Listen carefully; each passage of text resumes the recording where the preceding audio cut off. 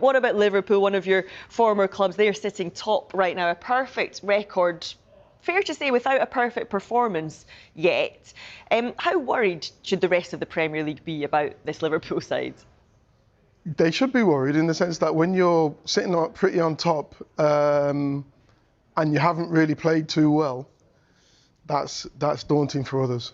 It's great for Liverpool fans, it's great for this club, etc.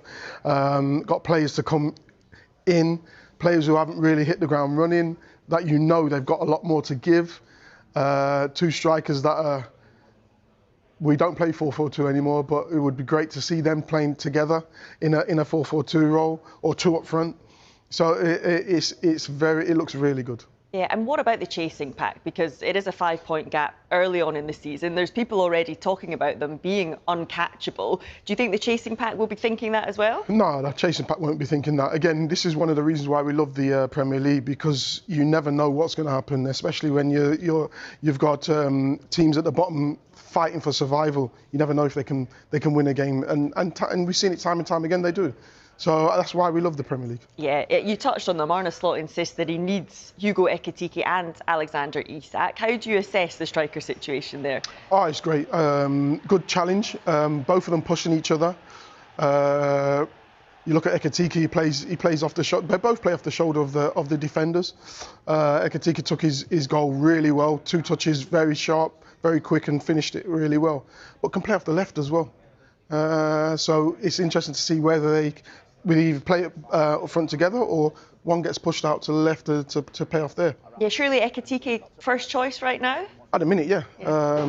He's getting the goals. He's showing that he's more than capable to lead that line, and he's ready for it. Would you be prepared to say Liverpool are going to win this title this season? Yeah. Yeah, silly question. And league leaders, only Liverpool and Palace are now unbeaten in the first 5 games of this Premier League season. But it's the worry for the rest of the Premier League, right? They've won 5 out of 5 without really controlling any of those 5 games for 90 minutes. No, and like he said, like I mentioned earlier on, how great they were in the first half, and excuse me, and you can see it's taking its toll on all the players, managers, players, constantly talking about how many games they're playing, how tiring it is, and we're seeing that in the quality and the calibre of the players. We saw it here today. We're looking at Pep having to play 4-5-1 to try and try and hold teams off instead of going for teams. Because I think that the players are in a situation where they're playing a lot of football. We're losing a lot of quality.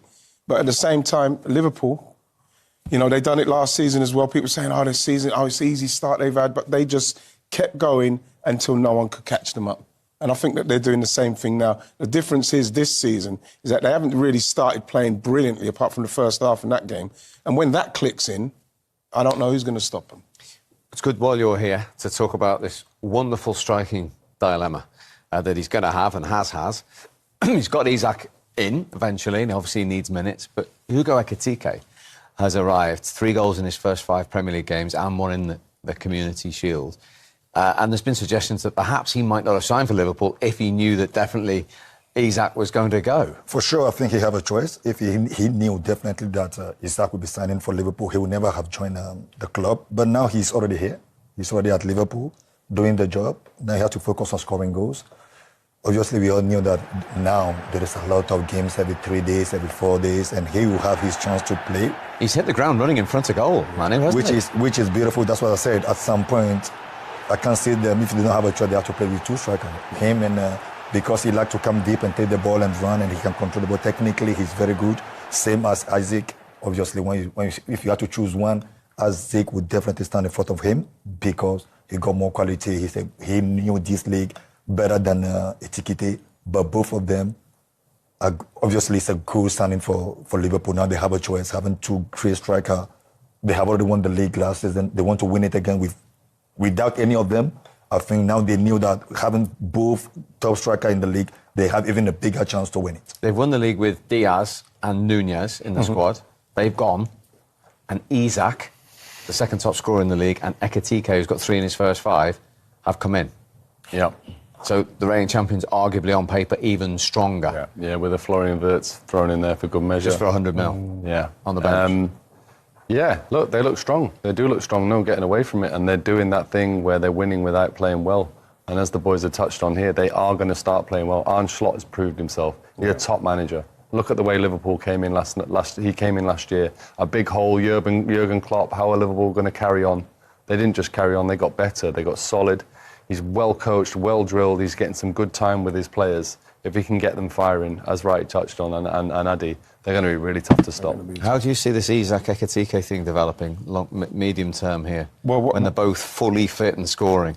Well, if that's true, that he didn't know that he was definitely going to sign, otherwise he wouldn't have signed, then there's going to be a problem, isn't it? Because, like, you know, he's playing well. You know, what's going to happen now? Isak's got to play. He's £125 million, whatever it is. So there's going to be some form of problem. He's going to either have to play out on the left or something, and he's doing brilliantly in the middle. That Isak's got to come in and he's got to justify his tag.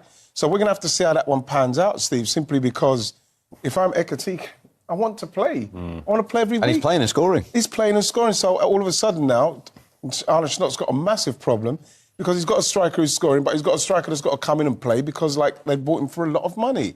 So, you know, hopefully that will kind of derail him a little bit. They're derailing. Pep's playing 5-4-1. Exactly. Pep's playing 5-4-1. That's what we need. Arsenal using long throws. But the thing is that if I'm a striker, Addy, that is already worrying me. Because obviously when Ekitike signed, that it wasn't happening.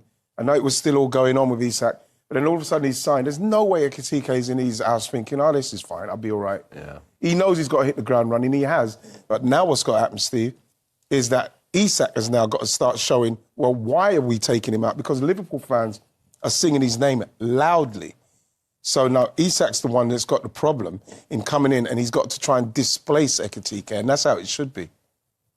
As I'm saying again, if I look at both quality of these players, one can sacrifice to go on the left or one can sacrifice to play behind the other, because at the end of the day, if both are scoring, it will reach a time where you don't have a choice. When the Liverpool team, the whole club click in, you have to play with both of them. If both of them are scoring goals, you don't have a choice. And obviously, I think the manager is doing a quite good job. Since Isak joined the club, this guy, Ekitike, is still scoring goals, which means the confidence somehow is still there, which means the manager believes in him, trusts him, and talk to him. Because, you know, like, if you sign for a club and the manager's not talking to you, you're like, okay, where I am. And obviously they sign a bigger striker than me, which we all know Isak is better than him. He's bigger, not better, but bigger than him. But now, the way he's playing, you can tell that he's playing without stress, but he has in his mind that Isak is on the bench. I have to score. So he's scoring, which is very good. But I think at some point, the manager will not have a choice, either play both of them at the same time up front or put one on the side. Fascinating discussion. Liverpool 5 out of... Between Arsenal and Liverpool at the top of the table. Look, there's lots been made about the level of Liverpool's performances so far this season. What have Manchester City got to do if they're going to try and close that gap? What do Arsenal have to do if they're going to try and close that smaller gap to Liverpool, who look, if not perfect, then certainly relentless at the moment? Yeah, I mean, every game Liverpool play, you always feel like before the game they're going to score 2 goals. You know, and possibly concede 2 goals. Yeah, maybe, but you always feel like they're going to score 2 no matter what, and that's just on a normal day. On a better day, they'll score 3 or 4, and that's what's won them the title. Certainly last season. Yeah, it's fair to say they haven't been at the best this season, but huge victory yesterday. But Liverpool yesterday, the first 45 minutes, and at times midweek against Madrid, was pretty good. So you're starting to thinking, OK, they're getting closer to where, you know, they need to be and want to be. I think we've just seen signs in the last couple of games that, yeah, you know, that they're on the right way. That's the key question, isn't it, Roy, in a title-challenging season, is if you're getting the points when you're not playing well, is the not playing well going to continue, or are the performances going to catch up with the results? I think the performances will certainly improve. They'll obviously drop points at some stage, but we've made a point many times before. It's a great habit winning football matches, especially with the players involved, new players settling in. And when you're winning, when new lads are settling, you kind of just... You don't focus on them. Whereas you see United or Man City, when you're not winning football match, you start focusing on players, trying to settle and go, oh, he's not up to it. So all these lads are under the radar, and they get into the habit of winning football matches. No, when Liverpool won the league, was it 4 or 5 years ago, the following year they were awful. They weren't good champions. But the way they've started this season, they look like they are up for it. Obviously, recruitment's been brilliant. The manager comes across very, very well. They're digging deep. and they're a big goal threat. We're talking about Arsenal's lack of quality, I suppose, from open play, was when you see Liverpool and the way they're attacking, even on a bad day, you think they're going to score, like Jamie said, 2 or 3 goals, and that's a great sign. Obviously, they'll want to tighten up at the back. You'd always worry about an injury with 1 or 2 of the centre-halves, particularly Van Dijk, but as long as all these players are fit, options off the bench, you've got a manager he looks hungry, he looks focused, he never slips up, he's coming across well, they're digging deep. It'll be very, very difficult to stop Liverpool. And momentum's a huge word in football, and Liverpool have that already at this stage of the season.